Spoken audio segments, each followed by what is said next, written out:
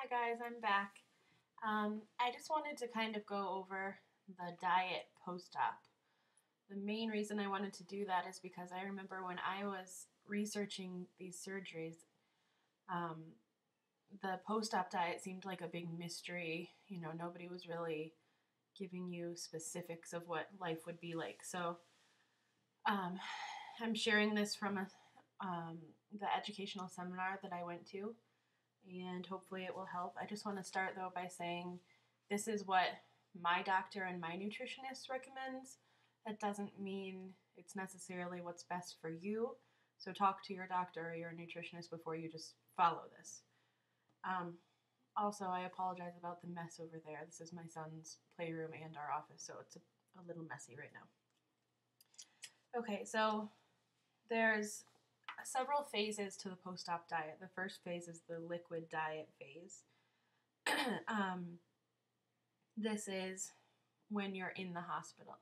So basically what we were told is that you're to consume nothing but water, sugar-free Jell-O, broth, hot tea, that kind of thing.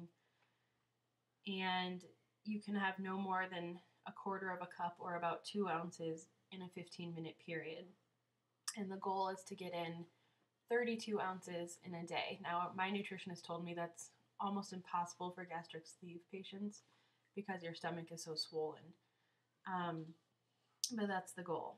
So, and again, I'm talking about gastric sleeve because that's the surgery I'm having. Gastric bypass diet is pretty similar, with the exception of they have a few more quirks. So phase 2 of the diet is still, excuse me, is still the liquid diet, but it begins on day 1 that you're home. My doctor says phase 2 lasts for 10 to 14 days, depending on the person. So during, day 1 home to up to 2 weeks home, you're still on a liquid diet, also known as the protein shake diet. So the main goal is to continue getting that 32 ounces of water a day,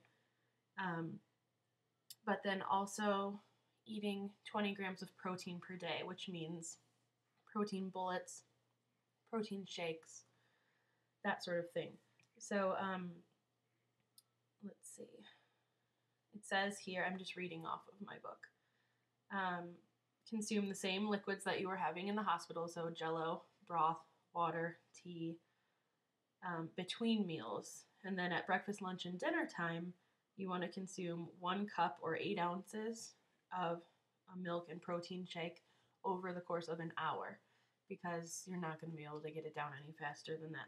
So basically, that equals 2 ounces of protein shake every 15 minutes, which is the same as what they're asking you to do in the hospital, 2 ounces of water every 15 minutes.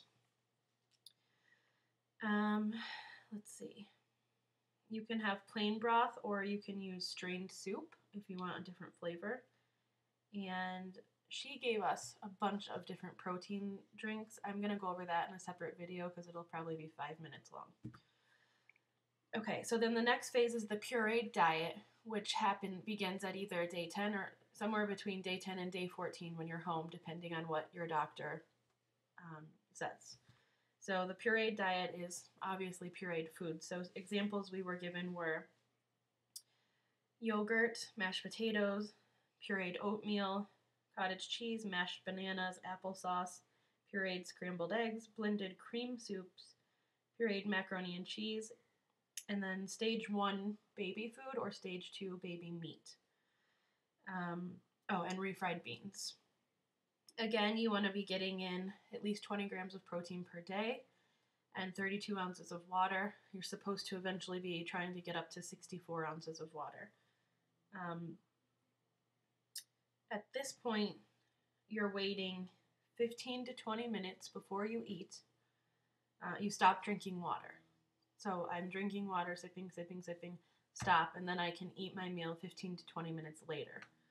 Once that's done, I cannot have any more water until it's been an hour since I finished eating. That's because if you think about it, if you're drinking water with your meal, you're going to wash it through quicker. And the point is to feel satisfied, not to be hungry. So that would sort of be counterintuitive. So then, and again, that lasts from about 2 weeks home to a month home. So now the next phase is the soft diet, which is when you are home for 1 month to 1.5 months. So basically week 4 to 6.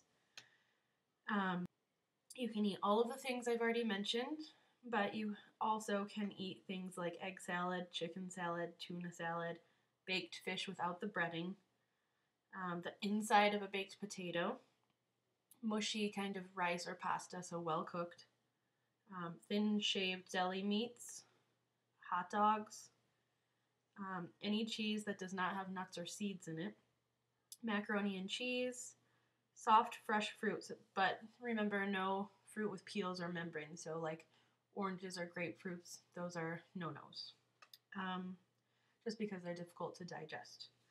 Well-cooked vegetables, and then soft casseroles like a tuna casserole or an enchilada casserole or even a lasagna is fine. And at that point, you're trying to eat 1/4 cup at a time, so about 2 ounces. And then remember, again, no liquids 15 minutes before eating or 60 minutes after.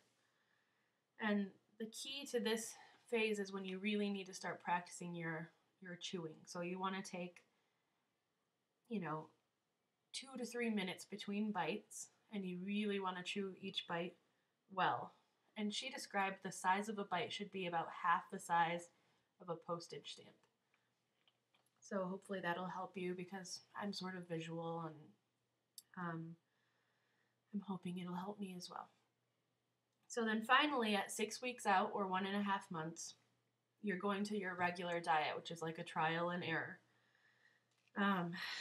This means you can eat anything, really, but you want to stay away from, of course, calorie-containing beverages, or mushy foods that are high in fat and calories that can go right through and not really fill you up. For example, spinach artichoke dip, ice cream, milkshakes, potato salad, sour cream, all of the things that are probably sounding delicious to you. Those are no-nos. It doesn't mean you can't have a bite, but eat your other things first. So basically, she gave us a few bullet points for long-term success on a regular diet, which include eat 3 meals a day. Excuse me, I have a small cough. Eat 3 meals a day if you are hungry. If you're not hungry, at least eat breakfast and dinner. Drink water and no calorie beverages in between meals. Again, no calorie beverages, because the number one way people fail after weight loss surgery is drinking calorie-containing beverages. She pounded that into our head. Another important thing is not to graze between meals, because you're going to eat a lot more throughout the day if you're eating, a hamburger and it takes you 6 hours to eat it. That's kind of defeating. It's finding a way to skip around what the surgery should do for you. If you're very hungry, she said to have solid fruit between meals. It'll fill you up fast, and it's low in calorie. And finally, it's really important that you don't swallow any pills that are larger than the size of a small peanut. If you're prescribed something, it's really important you tell them about your surgery, because often that you can get liquid medication or chewable, dissolvable, or maybe they can give you a dosage that's a smaller milligram pill and you just take more of them. But that was another really important part of the regular diet. So hopefully that helps, and I'll share more information in my next video. Thanks.